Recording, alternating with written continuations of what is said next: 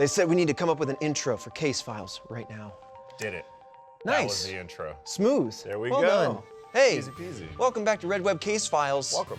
The, kind of the, what would you call it? The accessory to the podcast. We tackle everything here. Yeah. Whether it be smaller stories that don't fit into a full-fledged like episode on the podcast, Red Web, to testing out gadgets. Absolutely. So what are we doing today, Fredo? So today I've got a bunch of images with absolutely wild backstories. We're going to be diving into them. Some of them glorious. Others a little more sinister. Okay. So just, you know, just to let you know, Task Force, some of these are a little dark, but mostly these are quite interesting. We got the full spread from dark backstories to, some interesting. Yeah. All right, I'm ready. Let's go to that first one. All right. This one you probably know. It's very famous. That is John Lennon signing an autograph. I know exactly what's going on here. What was the book that the guy read, Catcher in the Rye or something? Anyway, this is probably moments before, probably the guy on the right, unfortunately assassinates our musician friend here. Yeah, so this is John Lennon signing an autograph for Mark Chapman on December 8th, 1980. Chapman waited outside Lennon's apartment with a gun in his pocket, but got nervous and asked for Lennon's autograph instead.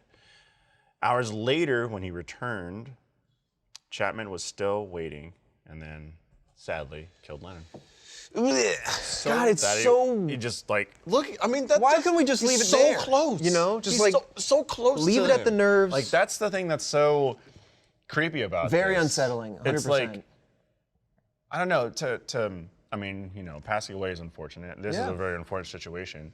But to have an interaction with the person and to be beforehand. And it's captured too. Like, that there's something so deeply unsettling about that photo. Just knowing hours later. So, very famous one, quite intense. Yeah.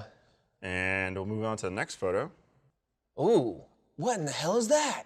Is that like a bomb going off, just like really fast shutter speed? Someone got some good reaction times, or did somebody drop a little bit of water on the developing photo? It's just ice in a cup. They're in their dark room going like, all right, this is gonna be my greatest photo, and then something drops on it, and they go, it's ruined. Well, this is magnifies ice in a cup. That's it. Wait, what? This is magnified ice in a cup. No, it's not. It's actually Harold Egerton. So Harold Egerton invented the strobe light photography, which was used to capture events that happen extremely fast. Right. In one case, it was used to photograph the first microseconds of an atomic test bomb in Nevada on June 5th, 1952. So that is what this is. Operation Tumbler Snapper. Yeah. Whoa. Yeah. It's so crazy how much of a sphere it is. Yeah. So is that in the bottom middle, that baby mushroom, like the beginning of the mushroom cloud, or is that something completely different? It looks like a giant spaceship. It just looks like a spaceship, especially because you have on the left.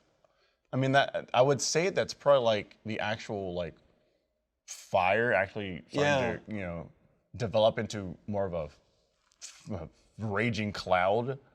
But it's interesting how smooth it is. Yeah, that's wild. But yeah, strobe light photography. Yeah, that's one of those images that just like, it kind of looks beautiful in its own way. And then when you actually understand why, like the backstory to it, you understand that, that is what happens for a microsecond before any given nuke goes off. And you can immense destruction out of you this can actually beauty. see like the little trees. Yeah, look at that. I thought those were people, maybe. Like, oh my God, just like, so la la la, close. ring ring ring. This test won't go any further than 10 feet, right? But yeah, you can see like, it looked like maybe like little trees or cactus. That's amazing. It's in Nevada. I'm wondering if all that like paint splatter stuff is just... Oh yeah. The maybe film it's just itself taking such high impact. light. Yeah. And just blowing out. Yeah, I think so. K-Cam? Yeah. Cameron with a K? What? You're a photographer. What do you make of this? You're not mic'd up, so I'll relay. Yeah, I think you probably just have different textures in there from different exposure, like different hot spots within. So you're basically saying the dark and the light are just like the totally different exposure points. Different exposure, different textures. Clouds that are closer to the camera. Yeah. Coming off of it. I'm wondering what the dimensions of this sphere are, because if it's exploding that quickly and the sphere isn't too wide, you might have close to a vacuum in there. As the first burst of energy pushes out on the world, and then it maybe collapses back in before it, I don't know. I just didn't know it looked Maybe like it's a shock wave. like microseconds before the big mushroom cloud. Yeah. That's, okay, so that's a gorgeous photo with ultimately a quite sinister, devastating background. Yeah. That's crazy. Yeah. We'll jump over to the next one. All right. But you nailed that one. Almost got you with the ice cube, though. You almost did. I was like, what's the Now thinking about it, I should have. And then the photographer choked on it. Right. Just like Patrick, he's like, I was choking on an ice cube, but then it melted into water and I swallowed it and now I'm okay. Now I'm fine. All right, next one. Yeah. All right, so it looks like we have an older gentleman pointing to a photo. I don't know if he's pointing to himself on some sort of medical table or if he is the person with the mask, perhaps a doctor. That's a very astute observation. Yeah, there, it's Trevor. the eyes are the same. But did this man, okay, I'm not going to try to joke knowing that there's a dark thing here, but I can't help but bring the movie reference in. Did this man flatline and come back with a wild story? Oh, no. But actually, there's no... Like the Flatliners. There's no dark story behind this one. Bro, you gave me a misdirect? Yeah. A palate cleanser. So here you go. Let me cleanse your palate. Please. This is a photo of Tadeusz Okay. Zutkiewicz pointing to an image of himself on an operating table. Zutkiewicz was undergoing a 23-hour heart surgery. Wow. 23, I can't even imagine, like... Well, he didn't have to imagine it at all. That's true. He like teleported. I can't imagine like having to focus on that. That's, yeah, a 23-hour long surgery. Yeah. Because eventually your tiredness creeps in and then you start getting a little But then sloppy also, like, or you cognitive. Like, have to be so precise with Absolutely. your hands and like everything, like a person's life is on the line. I imagine a doctor would have to swap out, but how do you do that? I mean, you can, I will get to it. But How long was he without heart, do you think? Because like one of those pieces of equipment has to be like a dialysis machine keeping the blood moving, right? I don't know enough about it, but. Neither do I, but it just sounds, it's just an intense like medical procedure. Right. Pictured with him in the photo is Dr. Sorry, this is a little tough one. Zbigniew Relega, who was performing the surgery. The surgery was deemed impossible at the time. Wow, okay, so it's even bigger than that. It's not Right. just an extensive surgery, it's like a bleeding edge, Yeah. pardon the At the pun, time- but like a bleeding edge At the time, tech. other people were just like, this is just, it's not doable. That's it's wild. impossible. Yep. Oh, so this one doesn't have as much of a dark backstory as it no, has no. like an intense backstory. No, it's like an intense backstory. Dang, No one this- thought the surgery was possible. 23 hours long. the dark part is probably him going into this surgery not knowing if he would be waking up on the other end. true. Because like this Yeah. was an unprecedented operation. Wow. How cool of a photo is that too? You got to think too, like in addition to just what we're seeing here, there's Mm-hmm. for every surgery we take for granted, all these invasive and less invasive things, there's always a first person to go do that thing or Yeah. to not only undergo the surgery, but to perform the surgery. I can't imagine how stressful it must be for the patient and the doctor and the both surrounding ways. staff to like do that. Just like wow. going under knowing you might never wake up is terrifying. Right. So I guess maybe that's the creepy part. I think it is. It really is. Knowing I can't imagine knowing the that, like- heaviness behind like, that hey, photo. you know, the things I would do and say before that. I'd prep so much. Yeah. But it worked out. 23-hour surgery. I mean, you can see someone in the background. Just like, Oh yeah, just laying down right just behind his laying hand. down resting Yeah. because it's so long. That's phenomenal. Wow. That was Yeah. cool. Yeah, insane. All right, next one. Oh boy. All right. Let's see. We have John. Does that say John Gacy? Yep. Is that? John Wayne Gacy. Yep. Best Yes, sir. wishes. So this is signed to him. Mm-hmm. All right. So this was taken in 1978. There's a photo of First Lady Rosalind Carter shaking hands with serial killer John Wayne Gacy. At the time this image was captured, Gacy had already killed at least 20 men. Absolutely insane. This photo was taken. I can't trust anything anymore. No, nothing. It just looks like a normal. It's trust just people no taking one, photos nowhere. after doing these heinous crimes. Yeah. I mean, I guess a photo's gonna happen. The thing is that they're handshaking with the first lady. Mm-hmm. Like- There's insanely more detail here. What? This photo was taken at the Polish Constitution Day celebration in Chicago, where Gacy was a Democratic captain. The crazy thing about this photo is that it was signed to John Gacy, best wishes, Rosalind Carter. Jeez. Yeah. Well, this one's just wild. This one just goes to show, as morbid as this thought is, you don't know who you know. You have no idea. That's deeply, I keep saying it. It's the word of the episode. Deeply unsettling. Yeah. All right, next one. Bird. All right, now let me break this one down. It's, what do they call it? Topography. What do they call it when they stuff a... Thank you. Taxidermy. Taxidermy. So what we have here, we have an interesting, listen, I'm not a taxographist. Right. Never taxographied before in my life. But this taxidermy job gets sketchy above the neck. The eyes are a little like pulled those out of my little baby doll Sally and slapped those on the pigeon. But I would assume that taxidermy has a lot more to do with like the inside and preserving that, so it doesn't rot up. But I'm sure they spray some stuff. They on do the feathers and the eye and stuff like that. I see there's a leg missing. Common for grackles. It still has the gross featheriness of a pigeon. Right. When you see a pigeon, you go, "That's a pigeon." Yeah. That's a dirty-looking bird. Now, I would say it's strange to not see that second leg, but that's very common when you look at all the grackles here in Austin. Oh, really? They're missing legs? Yeah, they fight each other, but they also get disease. That's It looks like crazy. Was this? Oh, you're noticing everything in these photos. There's a thing on the ankle. Was this a carrier pigeon sending important messages in some sort of war? This boy. Did I break it down? Woo! Cat's nodding her head over there. Boy, nailing it. So what message did this bird send? So this image is of Cher Ami, a U.S. carrier pigeon used in World War I. He carried a message from Major Charles S. Whittlesey, stating that this battalion had been isolated and were being shot at. But here's the craziest thing. While delivering the message, Cher Ami was shot in the breast and leg and was also blinded in one eye. This bird is a war hero. This bird's a war hero, and I'm goofing off about his eyeball. I'm sorry. This bird is a war hero. However, he continued on his mission. Yeah, you can tell because they got the message. Yup. This bird is a champ. Dude, this bird is a god amongst birds. Wow. Now that is an interesting backstory. Isn't that absolutely insane? Wow. This bird must be in a museum somewhere, right?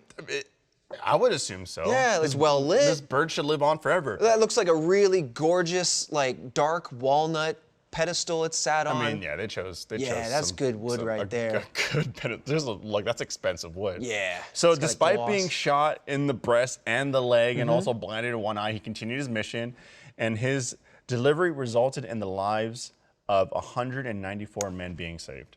That's awesome. So it's got the dark backstory of like that never gave up. It's literally the Great War.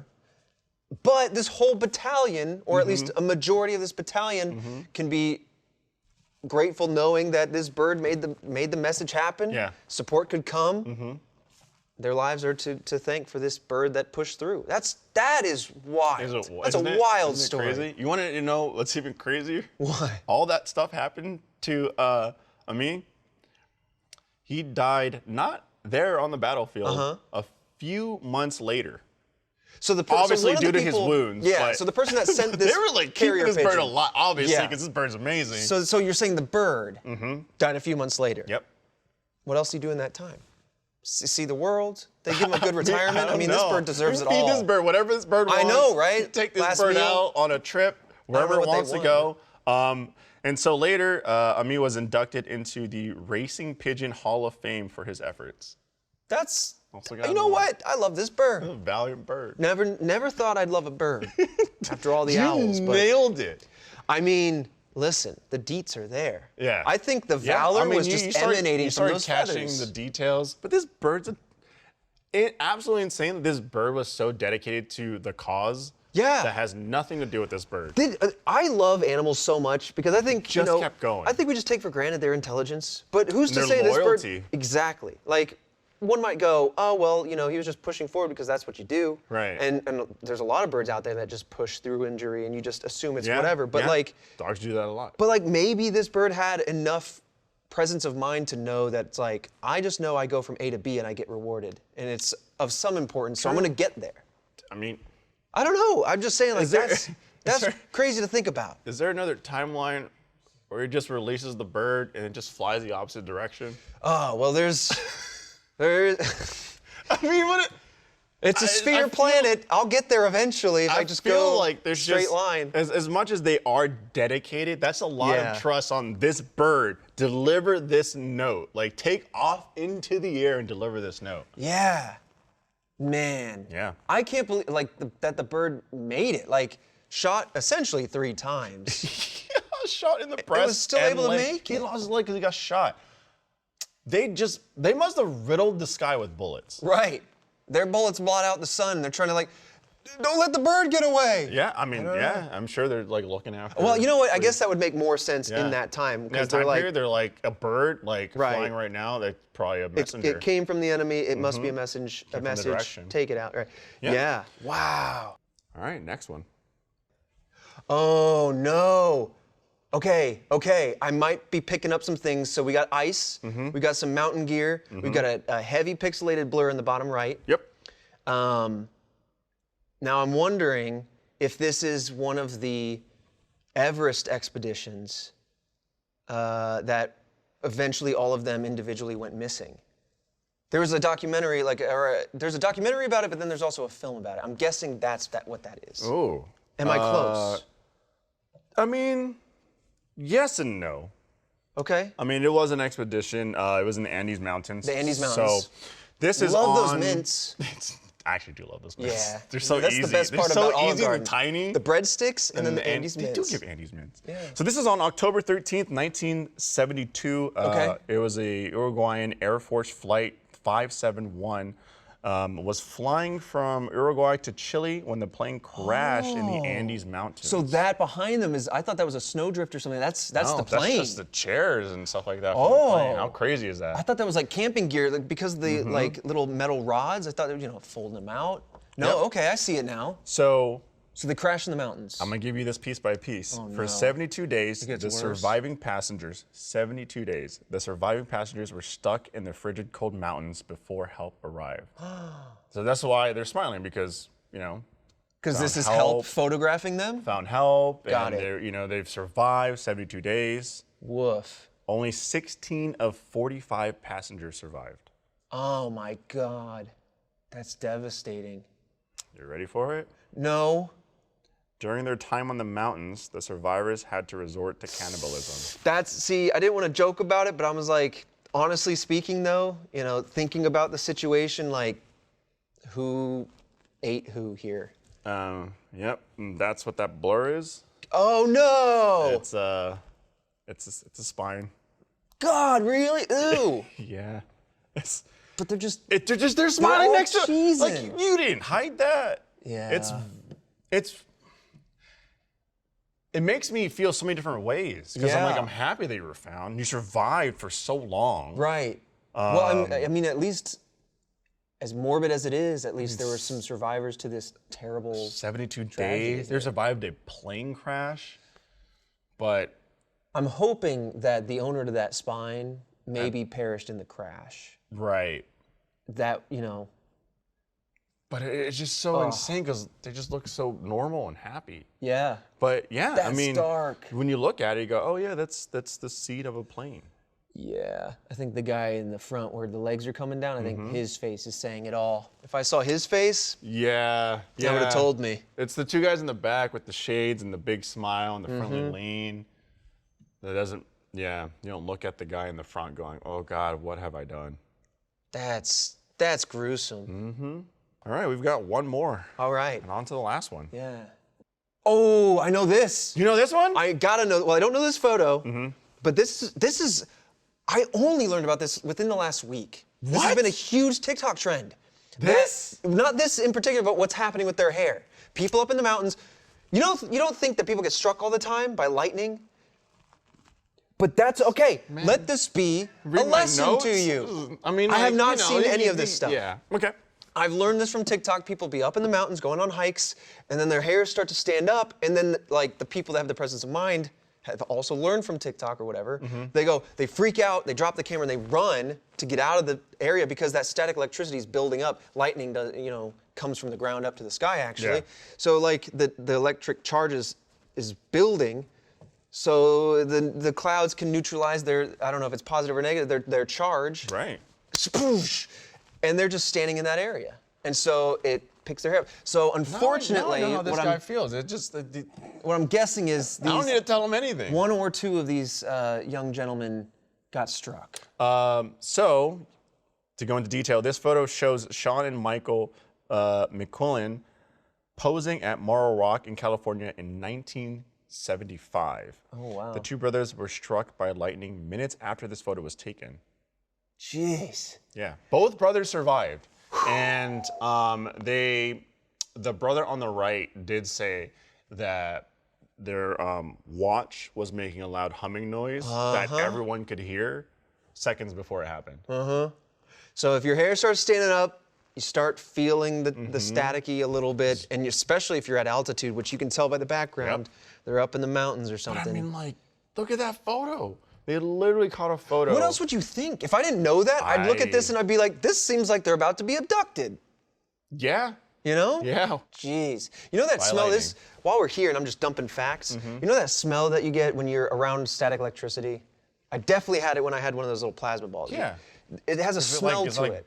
Burnt smell? Or It's weird? kind of burnt, but the smell. It is, but it isn't. Yeah, what it actually is that static electricity is imparting some sort of charge to the air because it's jumping through the air to get to the other, whether it's a blanket lifting off of your leg and it's shocking or whatever, it's going through the air and it's ionizing the air. The O2 molecules, oxygen, break some of them apart, and then the other O2 comes through. So like some O2 break apart, some O2 find those individual, you end up with O3. So what you're smelling is ozone. That was the worst way to, I'm a terrible teacher. But basically, it's just creating ozone, and you're smelling ozone. Ozone is just O3. Look, the car may be going like this. Yeah, you might have motion to the sickness. Destination. You might get a B on the test, but you got Still a it. good grade. Well, that's all I got for you today, Trevor. Dang. We will be back though. Yeah. There's like social media posts with very creepy backstories as well that I want to tackle. There's all kinds of like weird little pictures and videos. Well, that's a great point. I mean, there are tons of other things with, I'm sure, very interesting backstories. So Task Force, as always, it comes down to you. If there are pictures, social posts, or personal anecdotes that you find have interesting or sometimes dark backstories that you would like us to explore here on Case Files, you can email us, redweb@roosterteeth.com, or we're also on social @redwebpod. And with that said, that has been this week's episode. Next week is our final episode for this season. We are doing an iceberg. Yeah, it feels like it went by really quick. All right, very cool. But if you guys want more, let us know in the comments. We want to keep Case Files going after this season, but we're going to do an iceberg on cryptids. If you don't know what an iceberg is, come in next week and we'll describe it to you. Big chunk of ice. Oh, or is it? Also, thanks for picking up the hoodie. Oh yeah, the hoodie. I'm wearing it. Thanks. Bye.